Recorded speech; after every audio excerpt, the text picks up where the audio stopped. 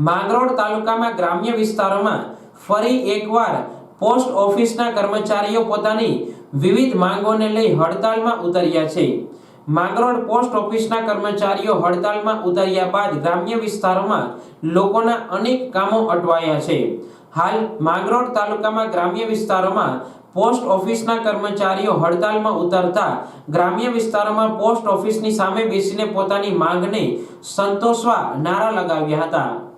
ભારત દેશમાં જ્યારથી post office શરૂ થઈ છે આજ સુધી ગ્રામ્ય કર્મચારીઓને કોઈ સમસ્યા હલ થઈ નથી, કોઈ વાત લીધી નથી। અમે 5-5 કલાક નોકરી કરીએ છીએ અને કામ થાય છે 7 કલાક 8 કલાક।